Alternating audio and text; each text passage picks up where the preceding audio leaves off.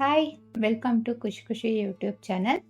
ಇವತ್ತಿನ ಎಪಿಸೋಡ್ನಲ್ಲಿ ಮನೆಯಲ್ಲೇ ಇರೋ ಇಂಗ್ರೀಡಿಯೆಂಟ್ಸ್ನ ಬಳಸಿ ತುಂಬ ಟೇಸ್ಟಿಯಾಗಿ ಆ್ಯಂಡ್ ಈಸಿಯಾಗಿ ಕಡಿಮೆ ಸಮಯದಲ್ಲಿ ರವೆ ಉಪ್ಪಿಟ್ಟು ಹೇಗೆ ಮಾಡೋದಂತ ಕಲ್ತ್ಕೊಳ್ಳೋಣ ಬನ್ನಿ.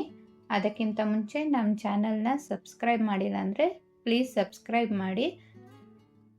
ಇಲ್ಲಿ ಉಪ್ಪಿಟ್ಟು ಮಾಡೋದಕ್ಕೆ ನಾನು ಬನ್ಸಿ ರವೆನ ತೊಗೊಂಡಿದ್ದೀನಿ 100 ಗ್ರಾಮಷ್ಟು, 2 ಈರುಳ್ಳಿ ತೊಗೊಂಡಿದ್ದೀನಿ, ಟೊಮೆಟೊ 1 ತೊಗೊಂಡಿದ್ದೀನಿ, ಬೀನ್ಸು ಹಾಗೆ ಕ್ಯಾರೆಟ್ ತೊಗೊಂಡಿದ್ದೀನಿ, ನವಿಲು ಕೋಸು ತೊಗೊಂಡಿದ್ದೀನಿ, 1 ಅವರೆಕಾಯಿ ಸೀಸನ್ ಇರೋದ್ರಿಂದ ಅವರೆಕಾಳು ತೊಗೊಂಡಿದ್ದೀನಿ, ಹಸಿಮೆಣಸಿನ್ಕಾಯಿ ಕರಿಬೇವು ಸ್ವಲ್ಪ ತೊಗೊಂಡಿದ್ದೀನಿ, ಕೊತ್ತಂಬರಿ ಸ್ವಲ್ಪ ಹಾಗೂ 2 ಟೇಬಲ್ ಸ್ಪೂನಷ್ಟು ಕಡಲೆಬೇಳೆ ತೊಗೊಂಡಿದ್ದೀನಿ, ಸಾಸಿವೆ ತೊಗೊಂಡಿದ್ದೀನಿ, ರುಚಿಗೆ ತಕ್ಕಷ್ಟು ಉಪ್ಪು ಹಾಗೂ ಅಡುಗೆ ಎಣ್ಣೆನ ತೊಗೊಂಡಿದ್ದೀನಿ. ಮೊದಲಿಗೆ ಒಂದು ಬಾಣಲೆನ ಇಟ್ಟಿದ್ದೀನಿ. ಬಾಣಲೆ ಬಿಸಿ ಆದ ನಂತರ 1 ಟೇಬಲ್ ಸ್ಪೂನಷ್ಟು ಆಯಿಲ್ ಹಾಕ್ಕೊಳ್ಬೇಕು. ಇದಕ್ಕೆ ಇವಾಗ ರವೆನ ಹಾಕ್ಕೊಂಡು ಲೋ ಫ್ಲೇಮ್ನಲ್ಲಿ ಹುರ್ಕೊಳ್ಬೇಕು.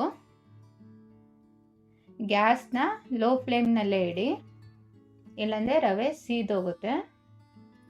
ಈ ರೀತಿಯಾಗಿ ಕೈ ಬಿಡದೆ ಕಲಿಸ್ತಾ ಇರಬೇಕು.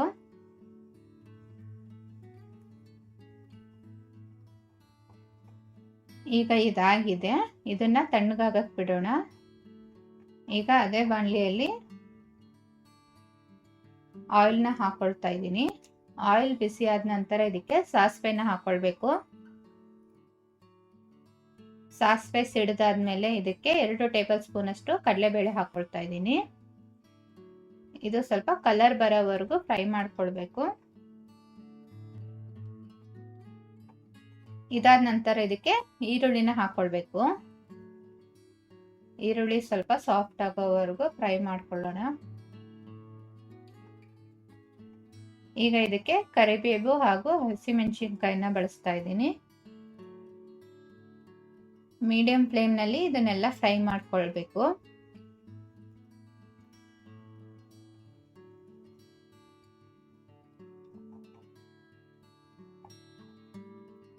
ಈರುಳ್ಳಿ ಸಾಫ್ಟ್ ಆಗೋವರೆಗೂ ಫ್ರೈ ಮಾಡ್ಕೊಳ್ಬೇಕಾಗುತ್ತೆ. ಏನಿಲ್ಲ ಅಂದ್ರೂ 3 ನಿಮಿಷ 4 ನಿಮಿಷ ಆಗುತ್ತೆ. ಇವಾಗ ಇದಕ್ಕೆ ಕ್ಯಾರೆಟು, ಬೀನ್ಸು, ನವಿಲು ಕೋಸನ್ನ ಹಾಕೊಳ್ತಾ ಇದ್ದೀನಿ. ನಿಮಗೆ ಇಷ್ಟ ಬಂದಂತಹ ತರಕಾರಿಗಳನ್ನ ಹಾಕೊಳ್ಬೋದು, ಇಲ್ಲ ತರಕಾರಿ ಇಷ್ಟ ಇಲ್ಲ ಅಂದ್ರೂ ಸ್ಕಿಪ್ ಮಾಡ್ಕೊಳ್ಬೋದು.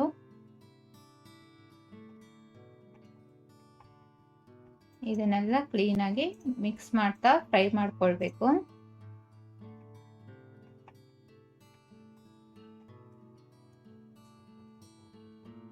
ತರಕಾರಿಯಲ್ಲಿರೋ ನೀರಿನಂಶ ಎಲ್ಲ ಬಿಟ್ಟಿರುತ್ತೆ. ಆ ನೀರು ಹಿಂಗೋಗೋವರೆಗೂ ಫ್ರೈ ಮಾಡ್ಕೊಳ್ಬೇಕಾಗುತ್ತೆ. ಈಗ ಈ ನೀರಿನಂಶನೆಲ್ಲ ಹಿಂಗಿದೆ. ಇವಾಗ ಇದಕ್ಕೆ ಅವರೆಕಾಳನ್ನ ಸೇರಿಸ್ಕೊಳ್ತಾ ಇದ್ದೀನಿ. ಈಗ ಸೀಸನ್ ಇರೋದ್ರಿಂದ ಸೇರಿಸ್ಕೊಳ್ತಾ ಇದ್ದೀನಿ. ಈಗ ಅದ್ರ ಜೊತೆಗೆ ಹೆಚ್ಚಿರೋಂತಹ ಟೊಮೆಟೊನು ಸಹ ಸೇರಿಸ್ಕೊಳ್ತಾ ಇದ್ದೀನಿ. ಇದೆಲ್ಲನೂ ಕ್ಲೀನಾಗಿ ಮಿಕ್ಸ್ ಮಾಡ್ಕೊಳ್ಬೇಕು. ಈಗ ಇದು ಮುಳುಗೋ ಅಷ್ಟು ನೀರನ್ನ ಹಾಕೊಳ್ಳೋಣ.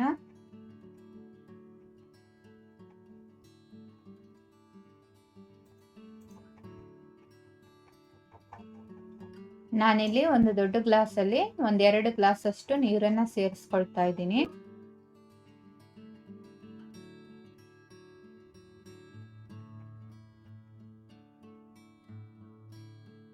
ಈಗ ಇದಕ್ಕೆ ರುಚಿಗೆ ತಕ್ಕಷ್ಟು ಉಪ್ಪನ್ನ ಹಾಕೊಳ್ಬೇಕು.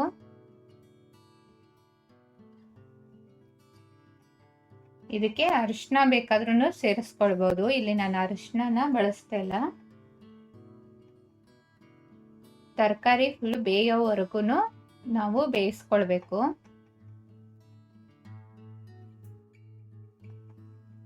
ಈಗ ಇದಕ್ಕೆ ಕೊತ್ತಂಬರಿನ ಸೇರಿಸ್ಕೊಳ್ತಾ ಇದ್ದೀನಿ.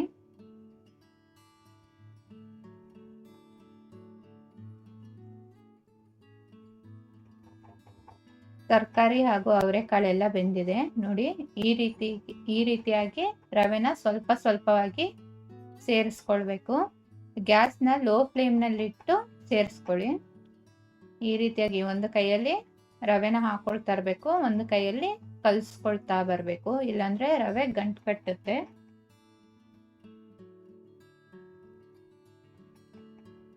ಕ್ಲೀನಾಗಿ ಮಿಕ್ಸ್ ಮಾಡ್ಕೊಳ್ತಾನೆ ಇರಬೇಕು.